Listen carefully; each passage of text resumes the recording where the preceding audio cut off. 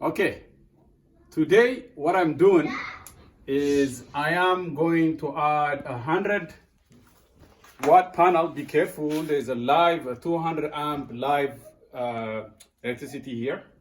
The live electricity, you can see the one that's pointing right there, the one that's pointing up, that's 200 amp. It's not connected to anything down here.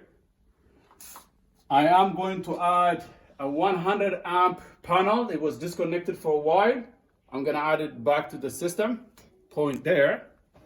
And how I do that, point there. How I do that is,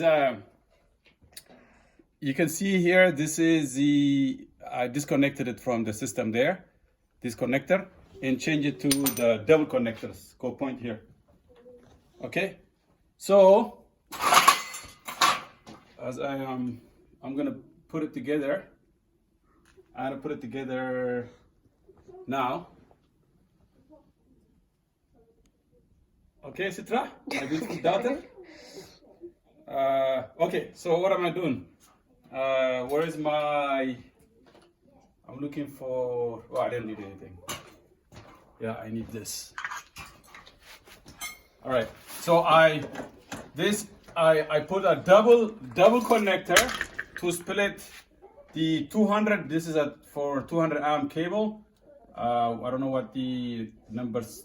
I think it could be number 3. I think.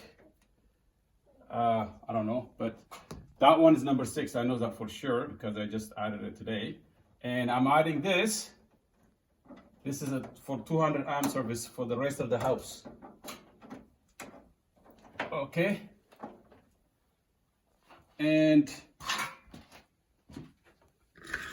so the reason why I'm doing this is so that my boiler can get power. And I don't want to run a long cable to my boiler. And these cables are very, very expensive. Okay, these cables are expensive. So I have number 3 cable here. Citra, I know it's dark here.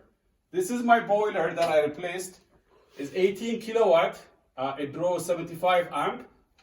But the breaker has to be 100 amp to account for overcapacity. So I needed a number 3 cable. If I were to run number 3 cable from here all the way to the 200 amp panel, that would cost me close to $1,000 for a cable these days.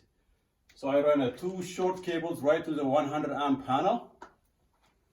And is this only going to service this boiler? That's it. In the future, the solar panel is going to be added to this panel.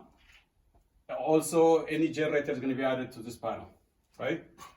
And so where the split's going to happen, it will split 200 amp to that, right, in this switch, and 100 amp to the 100 amp panel.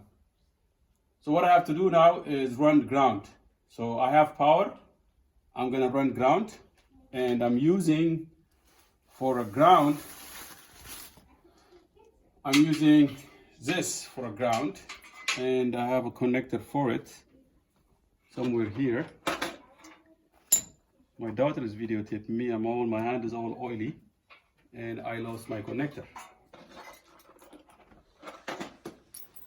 Okay, so all I wanted to show you is that I've done some changes to my electric system, and it's a dangerous thing I'm doing right now.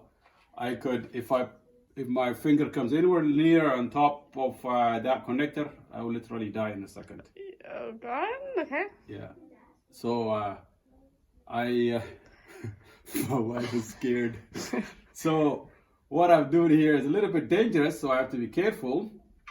The inspector pointed out that I have not grounded the case.